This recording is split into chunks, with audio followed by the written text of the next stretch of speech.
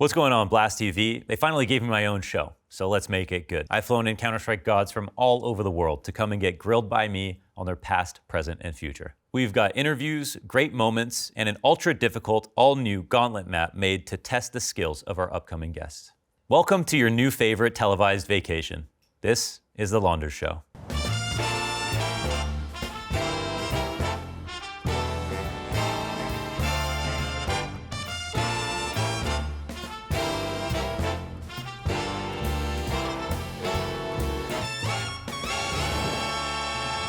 Today I've got for you guys a very special Danish treat, coming hot and fresh out of the oven and off a big win at the Blast Fall Final. If that wasn't clue enough, this player has gone from most hated to most loved in just a year's time. And when it comes to heroic, he's the real deal. Big it up for cadiaN. There it is. Thank you so much, everyone. Have a seat, man. Shake my hand. Great to have you on. Thank you. Yes, I'd like to offer you a glass of water. I got it from Denmark, so it's really clean. That's the best. It's the best stuff. Yeah. Don't tell a Swede. No. That's what I always say. Or a Norwegian. Or a Norwegian, or a Finnish man. Yeah. There's probably plenty fighting for that one spot. Yeah, that's right. That's how it is. I've got a lot of great things to say about you, and a lot of compliments. But first, I'd like to ask you to say something nice about me. All right. I mean, I think that I'll go in the direction of that when you first made your appearance on the scene, I think the amount of color casters were very limited. So I think you brought a lot of knowledge, especially like the nitty-gritty about CS that the majority of the other commentators didn't know. So I think that created a really nice nuance for the viewers at home. I wasn't ready for that, but thank you so much. No worries. I think you could probably precipitate what we're going to bring on, having done so many interviews over the last year. The one thing I will spare you on, though, is the 1v4. Okay, right. we're not going to bring that up. I'm happy about that. Yeah, so it'll be the one interview you've done in the last 2 years that hasn't invite me brought back that. in 10 years, we can display it. Right, exactly, for all the new fans. And there have been a lot of new fans. And I think there was this, kind of untalked about rat race between you and the cloud9 roster from the online period trying to get stable on LAN. And I want to first ask you, is that something that you as a player on Heroic think about, the narratives that the fans talk about? Yeah, I think we do, but I don't think it's something that really influences us that much, because at the end of the day, the perception of the fans and the community is something that it's not going to change what's the most important, which is when you start the game and 0-0. But of course, you want to win over as many fans as possible. You want to make sure you have the support and the backing of the community. And we've been fighting hard with that. We've kind of had the villain role, then we had the loved ones in Brazil and so forth. So we are trying, but I think also we are a young team and we're not really a team that is that active on social media. So not that much.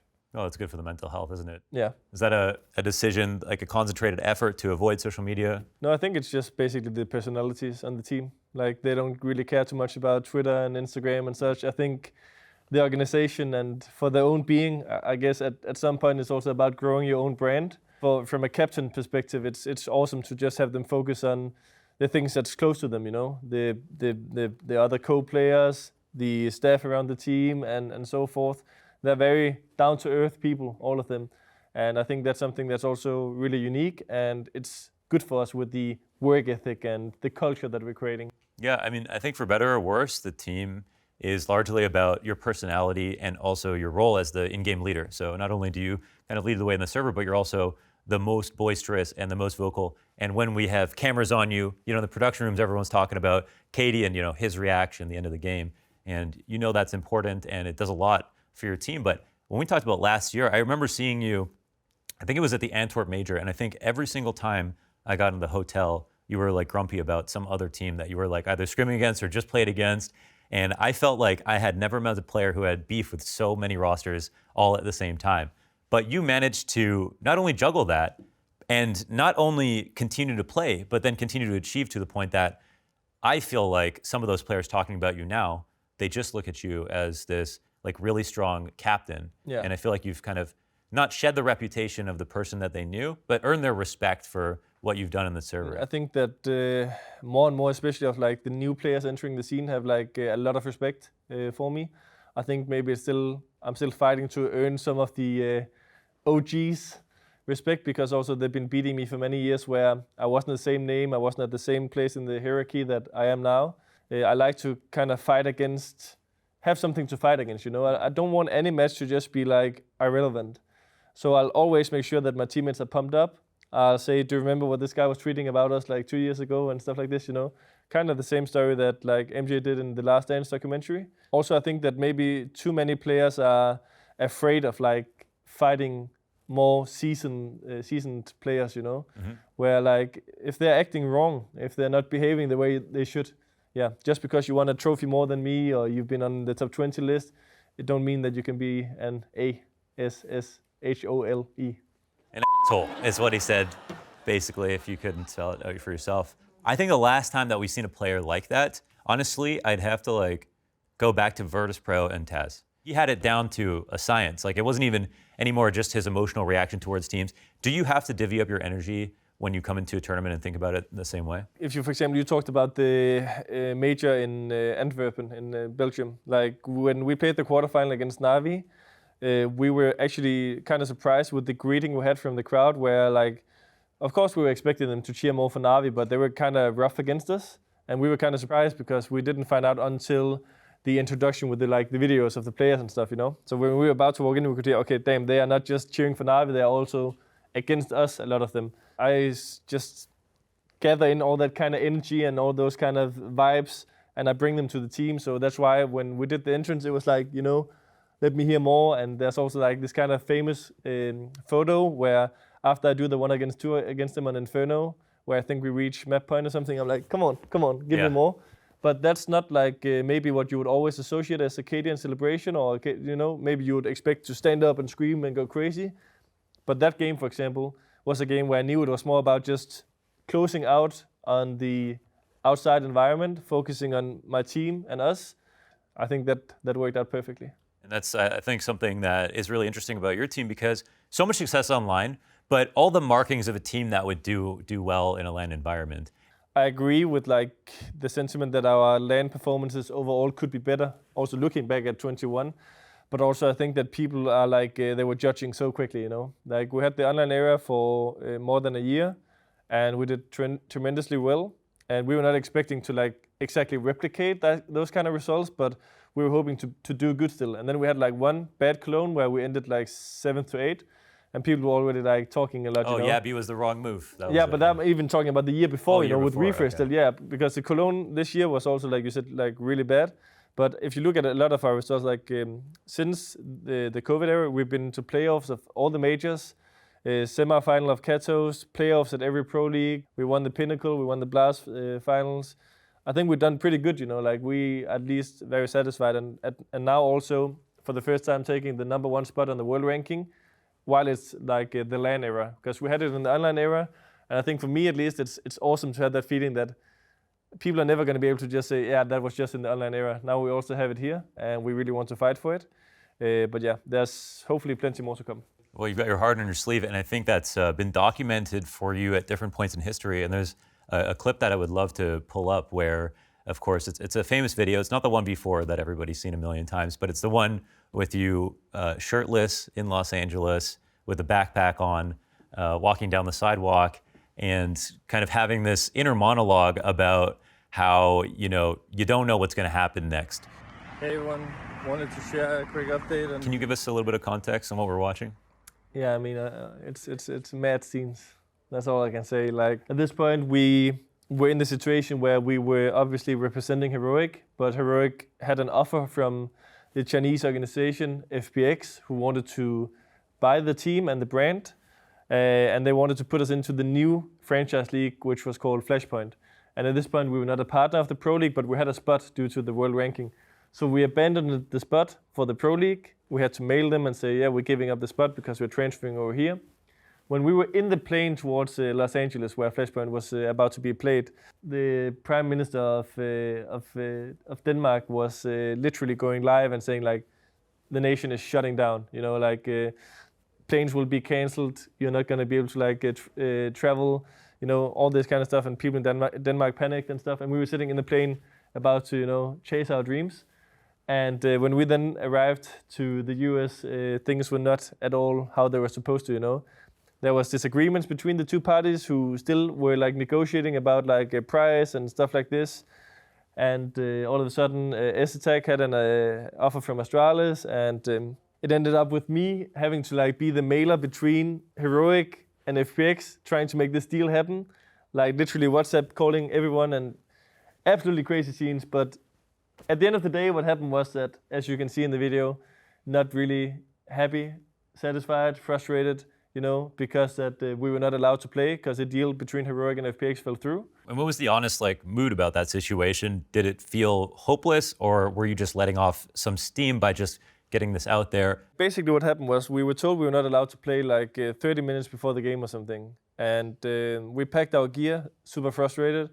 And I just had my gear in my backpack, and I just told my teammates I need some time alone. And I just walked home, and like it was kind of far walk actually, but I needed, you know, to clear my mind. I didn't know if I wanted to post it or not, but then I was like, you know, so many people within the last like 72 hours have screwed us. So I don't care who's gonna get angry at this like video coming out. I'll just like publish it. And obviously it went kind of viral at first, and it went even more viral when we started winning tournaments again. But I think I quickly entered the mindset of like, how do I make it out of this situation? So that was, okay, STech is gone. How do we rebuild the roster? And I instantly thought about what players to pick up, and I got Tessis and Nico. And you know, when we got home, we just started playing really good. So I want to start with the lead into this clip, which was, again, the major, I think, was the big story, was the fact that played against outsiders. You both had the opportunity to get that chip for the first time. And it was James' second appearance in a final, and he was just more ready on that day. Was this a bit of redemption? Did it feel good to, I mean, obviously it's not a major, but it's a major at home in Denmark. Yeah. I mean, get some goosebumps just from watching the celebration, you know? I was waking up on the day of the final, I was like, man, I really don't want to be the guy who lost like 2 big finals, you know? And if you look at my track record, maybe some of the finals haven't been that big, but you take from the online era, all 3 finals, you know, it's a win. You take the Pinnacle Championship, it's a win. You take Atlanta, it's a win. I don't play finals and lose, and that's just how it is. Oh, so cool. Yeah. The first one was like the major, and obviously that was the biggest one, right? So it hurt a lot, but I was waking up and I was like, I don't want to be that guy. And I knew that beating FaZe would be super tough, but I also had a lot of belief. We had all our friends, we had our family. This was not the first tournament where we had support, but it was definitely the tournament where we had the most support. In a way, it just felt like this was the right tournament to win for us. Honestly, great conversations today. Do you have anything where you, like, okay, I've had like a fan I met in Hong Kong, and the funniest moment was he was in the audience, and I was like behind the stage. Yeah. He's like, "Come over here, Launders, Launders, Launders." And I walked over, and the security guards just like went in front of me, and he like wants to let me through. And I just see him standing in front of me and just does the splits.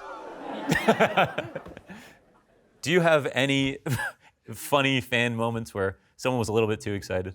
I mean, I once made a fake fan to impress stavn. So we were out having beers, and Refresh goes to the bathroom, and we are sitting, the 4 or 5 others. And then we come back, and I'm telling him, no, Eli, you just missed out. There was these people, they were so happy to see us. The player they liked the most was you. They were like, where is he? I said, no, he's coming back from the bathroom soon. You can wait. And I said, nah, they don't want to bother him. I'll bring you to them, you know? And he's like, nah. He was kind of feeling like something was maybe a bit sketchy, you know? Yeah. Then we walk outside, and I'm just like waving to some random people sitting on a bench. I'm like, I walked him to the people. We were standing like so close to them, and we were just looking at them, and they were looking at us. And then I just walked back, and he was just standing there. I was like, then the same evening, I go to the bathroom. There's this random girl. I tell her, yo, listen, I'm playing this video game for a living. I have this friend in here who he thinks he's the real you know. So if you could go to him and say, can I have a photo with you? Yeah. She was like, okay, I'll do it. We sat down, and we were already talking to some girls. Then she comes over and she's like, you're stavn, right? Oh, no. And he's like, yes. Can I please have a photo with you? I'm a big fan. Yes, of course. And he was so happy. And then the girls who were sitting next to him like, is he famous? I want a photo too. So now everyone wanted a photo with stavn. And he didn't realize until the night was over that it was all set up. Okay, so the final part of the show is to have you play in the Gauntlet Challenge. Okay, it's a map specifically made for the show. We have a leaderboard where you're going to post a time, and I just want to ask if you're ready to play it. No. I know how this works. this is not good for me. Like, you are like a movement freak, and I'm gonna be playing on some scuff setup, which I'm not good at, and I know I'm not gonna be topping these leaderboards. Dupree was on earlier. Okay, and Dupree knew you were coming on later. Okay. So he was trying. You told him. No. Well, he asked. You shouldn't tell him. No, he asked, and then when he said it, I saw his eyes light up. I mean, this is his only chance. Look at my track record against him. He hasn't beaten me for years. Okay, let me break this down. I love the energy. The map has a few different sections in it, and I'm going to have you guess what your time is. You won't see it as you play. Okay, right. That sound good? I'm in a hurry. Let's go. All right, let's go. As cadiaN prepares to take on his toughest challenge yet, let it be known it'll take more than a hero to beat this one. We know he can lead his team to victory, but can he go at it alone? It's time for the Gauntlet Challenge.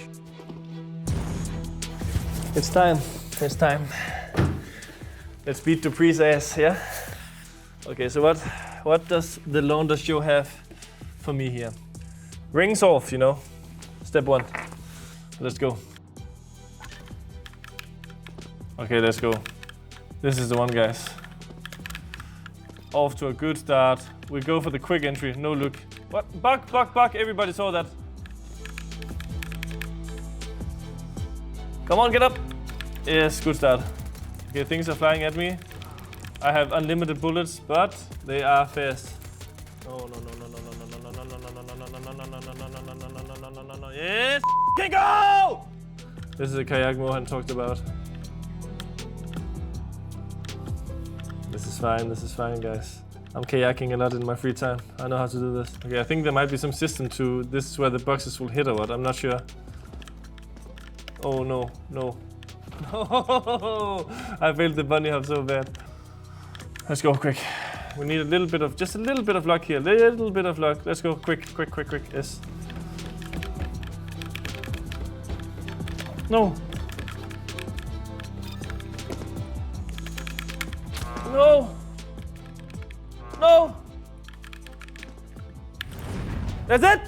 That's it. We're done. Dupree, he doesn't know what to do about this time. It's too strong. Yeah, I'm number one now. All right, guys, let's give it up for cadiaN. Come on in, cadiaN. Well done. Take a bow. Calm down. It was good, but calm down. I'm going to ask for your signature in a second. Yeah. You were really burning calories on this match. It was tough. I might need a little bit of water after Yeah. that.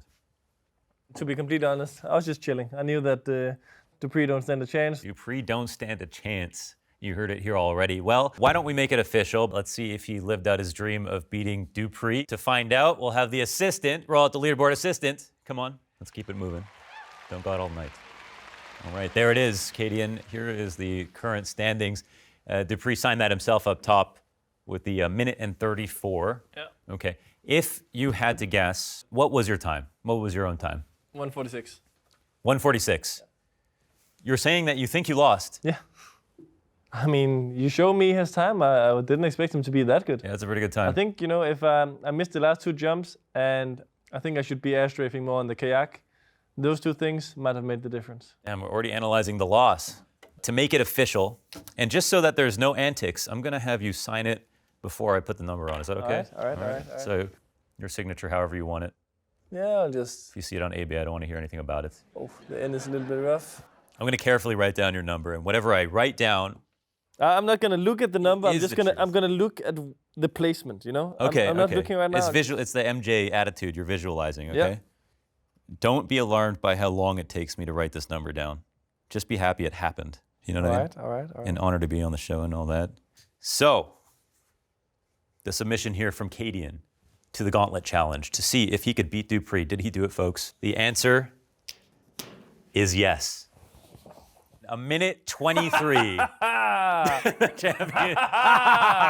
I told you guys so. Wow. He ain't got on me. I knew it from the beginning. You did it, man. Holy I was hell. not even doubting at all. Oh my God, it was incredible. What the hell do you say about that? You came in with one goal. Yeah. You accomplished that goal. Yeah. How are you going to sleep tonight? I'm going to sleep like a baby. Love that, folks. Well, it's only starting to heat up more and more. We've got 3 more guests left in the season. cadiaN has already set the bar very high at this point. They're very fine margins between him and a perfect run. Thank you so much, cadiaN, for being on the show. And to everybody at home, thank you for watching on Blast TV. And make sure to catch our next episode where I'll be talking to one particular in-game leader, a morale booster, and a strategic genius. And as always, it's been a blast. Well done.